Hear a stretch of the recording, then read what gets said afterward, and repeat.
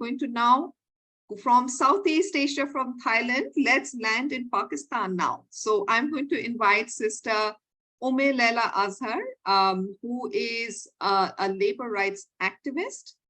She's a pioneer of home-based workers movement in Pakistan, and she's currently the executive director of HomeNet Pakistan. She's also a former member of Punjab Commission on the Status of Women, which is one of the states in Pakistan, and also represents Pakistan at HomeNet South Asia's Executive Committee. So welcome, Sister Leila. And I hope I know today is a bit of a, there's a festival going on in Pakistan, so internets are down, but I really hope we can listen to the case of Pakistan, because that's also a very interesting case, and we'd love to hear that. Over to you, Sister Leila. Thank you so much, Janvi, and thank you so much, HomeNet International, Renana ji, and Sunitri ji, for setting the tone and sharing a lot about ILO Convention 177. So I guess I just have 7 minutes to talk.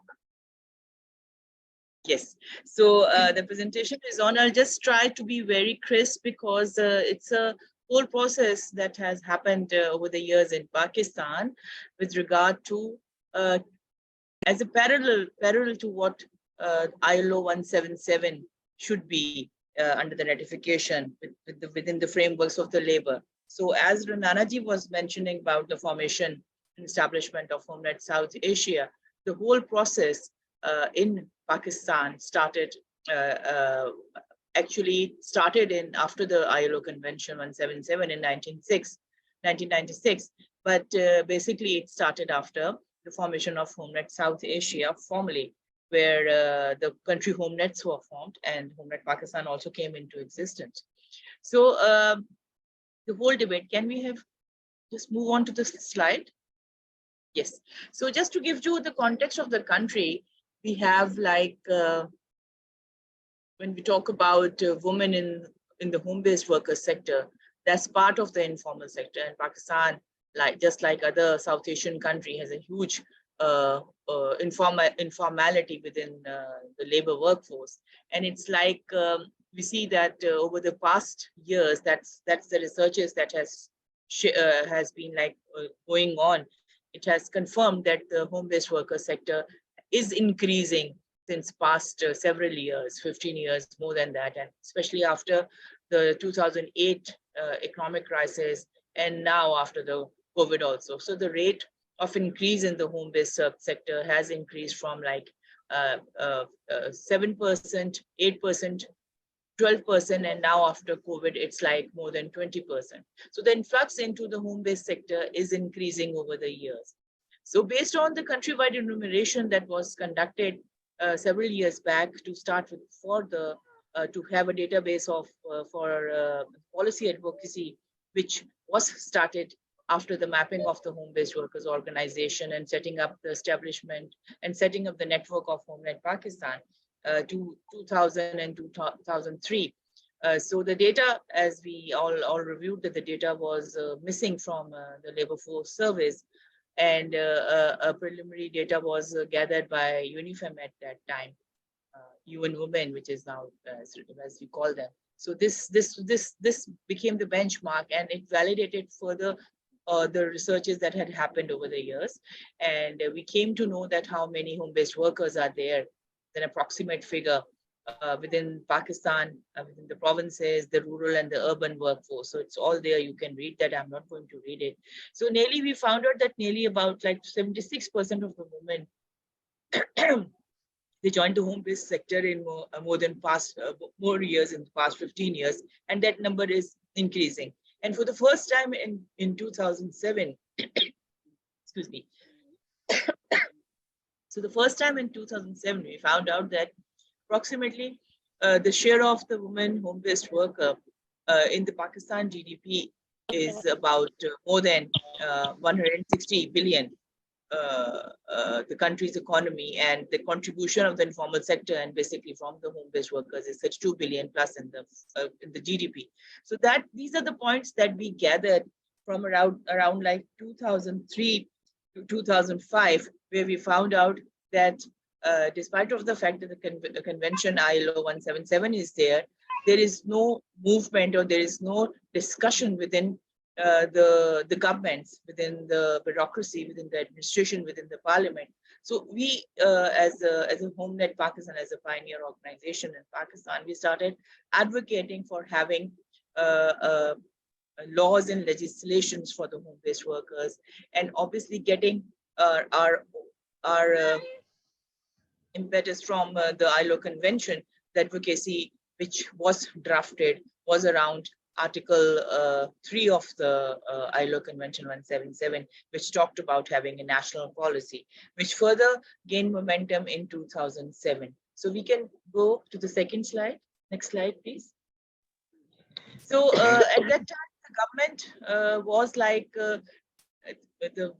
all the stakeholders, the relevant stakeholders, the tripartite plus stakeholders who were in the network of Pakistan. We started together the advocacy for the ratification of ILO 177. But that was the time when the government, we had a direct conversation with the government, and the government was not willing to ratify 177 just because the informality, it is 177 is the first ever convention on the informality, and in our part of the country, our part of the region of the South Asia, informality and the formal worker have a different dimension. So the willingness of the government to ratify was not. So what was decided and where the consensus was built on to go for the parallel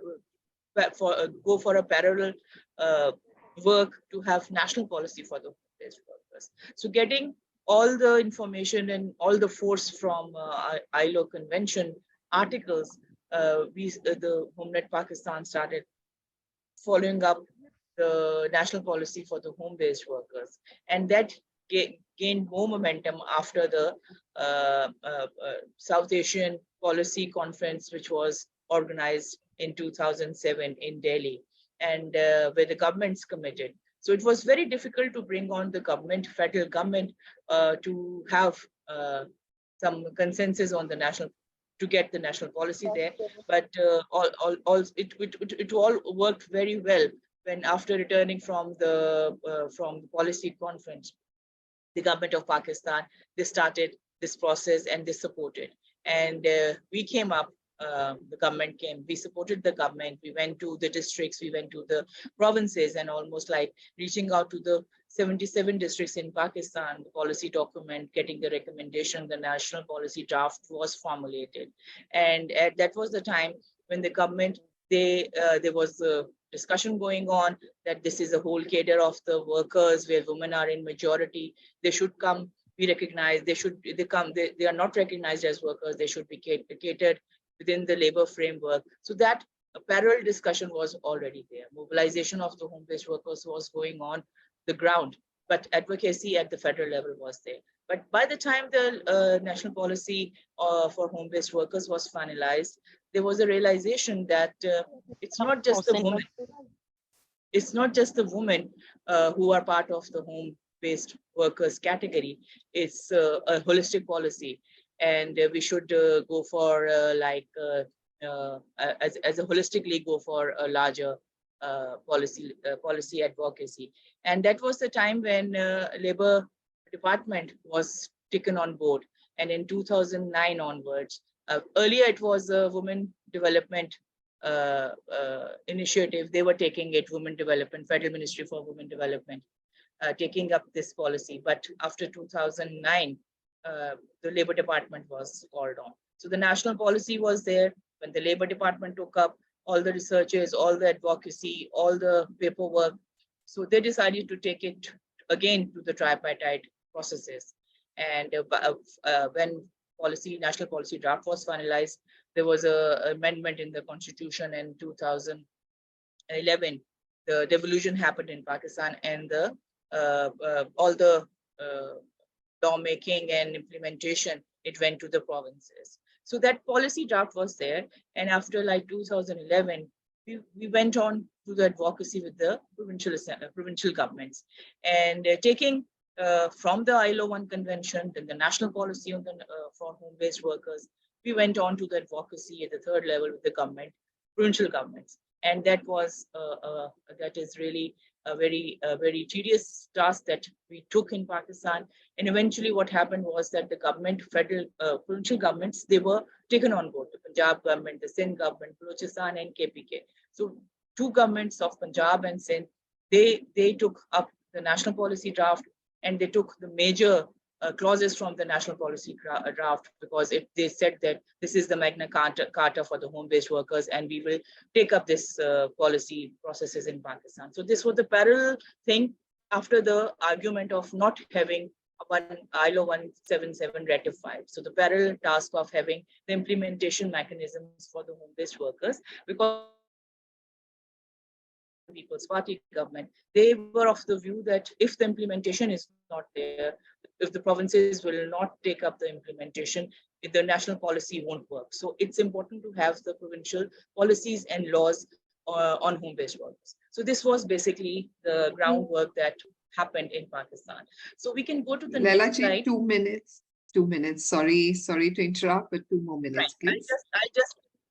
So what happened was in 2000, so these are basically the salient features of the policy, the guiding principle. It talks about equality, non-discrimination, elimination of exploitation, empowerment of women at all levels, social and economic well-being of the people, freedom of association, and the pillars of the policy, national policy, which the provinces took up, and they drafted their own policies, and they, again, later on the legislations, the rights of the workplace, at the workplace, terms of employment, right to organize, collective bargaining, social protection, welfare, access to market, education, skill, microcredit, and a long-term strategies and interventions. So this became the implementation plan for the provincial governments, which brought the policies in 2016, approved by the Sindh government, then 2017 by the Punjab government, followed by the legislation on home-based workers in 2018 by Sindh government,